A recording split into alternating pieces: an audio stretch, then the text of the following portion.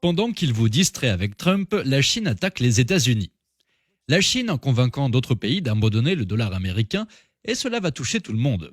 Au cours des 80 dernières années, l'Amérique a eu le privilège que le dollar soit la monnaie de réserve mondiale. Depuis près de 80 ans, la quasi-totalité du commerce international est basée sur le dollar, ce qui a donné à l'Amérique un pouvoir démesuré lui permettant d'imposer sa loi à tous les autres pays et de se hisser au sommet.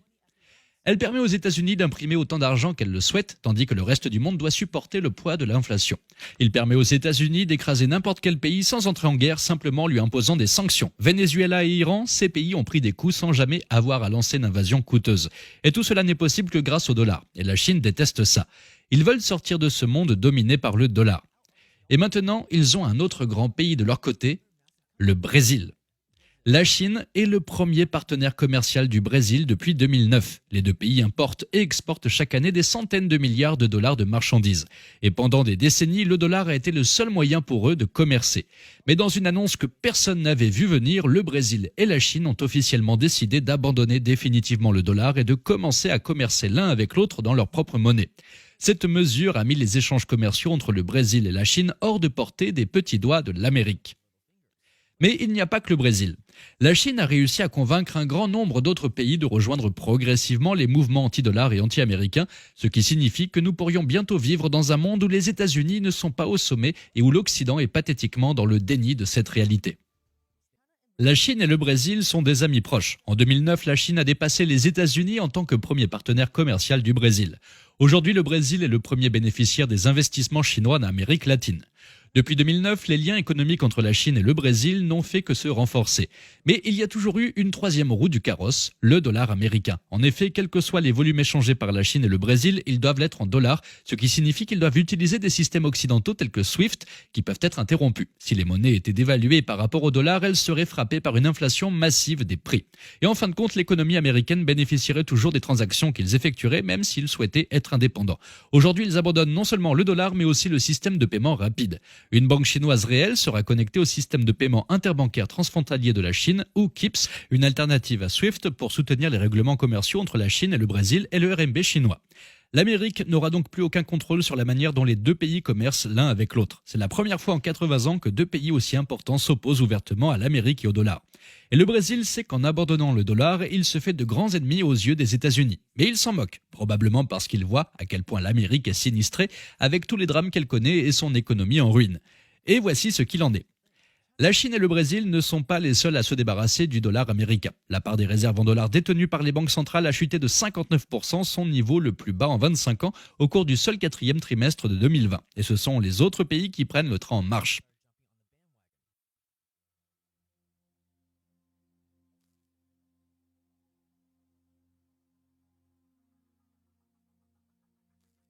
La personne la plus désireuse de s'éloigner du dollar à l'heure actuelle est Poutine. La Russie a été frappée de sanctions successives, ce qui l'a obligé de s'éloigner rapidement du dollar. Poutine a choisi le yuan chinois en 2020 pour que les échanges commerciaux entre la Chine et la Russie atteignent le chiffre record de 190 milliards de dollars. C'est plus que le PIB total du Qatar, ou presque autant que ce que le Qatar a dépensé pour la Coupe du Monde de la FIFA. Et la plupart de ces opérations ont été réalisées dans des monnaies autres que le dollar. La part du dollar dans les exportations de la Russie a diminué, tandis que la part du yuan chinois a explosé. Mais ce n'est pas tout. Le yuan chinois est devenu la nouvelle monnaie de réserve de la Russie.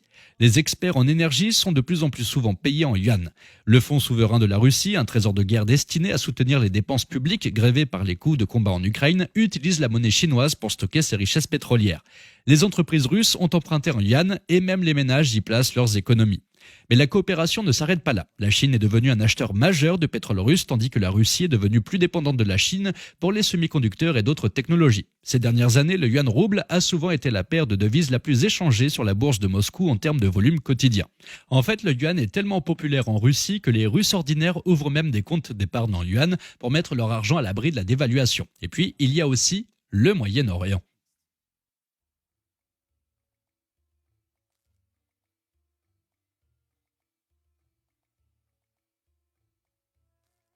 Cette région du monde a eu plus que sa part de la bonne vieille démocratie.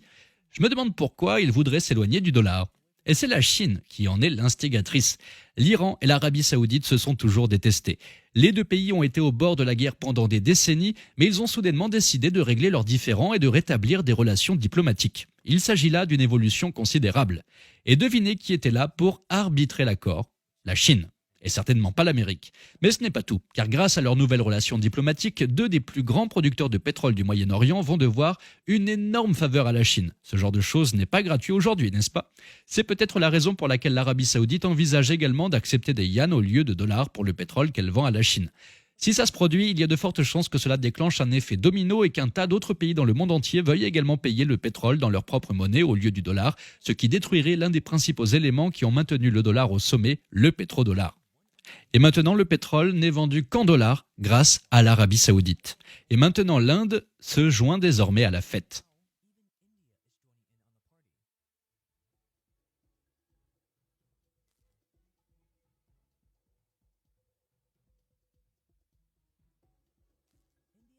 L'Inde a toujours été en rivalité avec la Chine, principalement parce que les deux pays partagent une frontière longue de 2100 km qu'ils ne cessent de se disputer.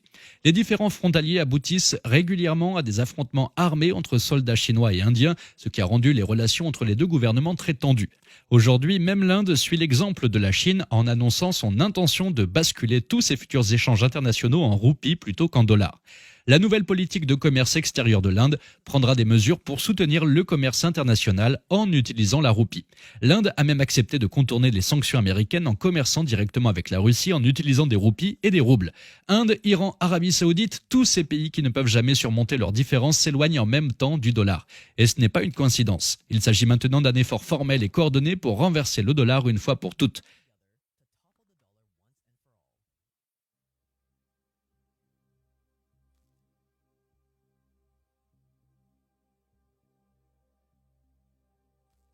Il s'agit des BRICS, une coalition de pays entre le Brésil, la Russie, l'Inde, la Chine et l'Afrique du Sud. Un haut responsable russe vient de révéler que tout cela se déroulait comme prévu, à savoir que la transition vers des règlements en monnaie nationale constituait la première étape. La prochaine étape est très importante, elle consiste à permettre la circulation de monnaie numérique ou de toute autre forme de monnaie fondamentalement nouvelle dans un avenir proche. Et cette première étape, la transition vers les règlements et les monnaies nationales, est exactement ce que nous observons actuellement en Russie, au Brésil et en Inde. La deuxième étape, la création d'une monnaie fondamentalement nouvelle, est déjà en cours. Le haut fonctionnaire russe a également déclaré que l'Alliance des BRICS travaillait à la création de sa propre monnaie et qu'elle devrait présenter des idées à ce sujet lors du prochain sommet de l'organisation qui se tiendra en Afrique du Sud au mois d'août de cette année. C'est à cette date que le monde ne sera peut-être plus jamais le même. C'est le jour qui pourrait marquer officiellement la fin du dollar. John Quelch, professeur à la Miami Herbert Business School de l'Université de Miami, nous rejoint maintenant. Les pays des BRICS ne constituent pas un bloc commercial officiel. S'ils créent effectivement cette nouvelle monnaie, comment sera-t-elle utilisée ? Je pense qu'il sera d'abord utilisé pour de très grosses transactions, de type gouvernemental, entre deux ou plusieurs des pays concernés. Vous savez, pour faire un peu d'histoire, il est vrai que le rôle du dollar américain est vraiment surdimensionné par rapport aux 24% du PIB mondial que représentent les États-Unis. Le dollar américain est donc impliqué dans près de 90% de tous les règlements commerciaux internationaux. Et environ 60% des réserves de devises étrangères détenues par les banques centrales dans le monde le sont en dollars américains.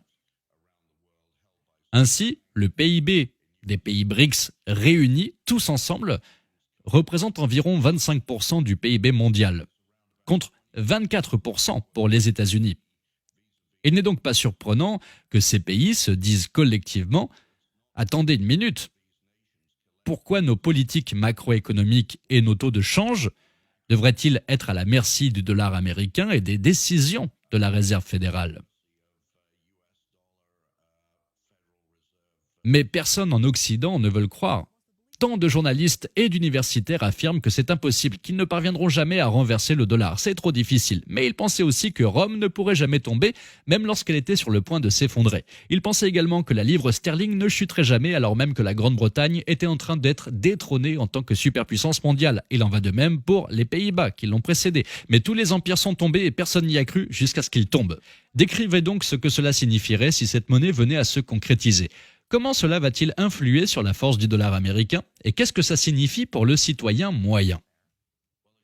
Une bonne analogie serait l'euro, qui existe depuis plus de 3 décennies. Et lorsque l'euro est arrivé, il n'était pas considéré comme un adversaire aussi puissant que le dollar. Mais le fait est que les nations européennes ont bien sûr utilisé l'euro pour faciliter tous leurs échanges intra-européens et certains échanges au-delà, ainsi que ceux qui sont désormais effectués en euros.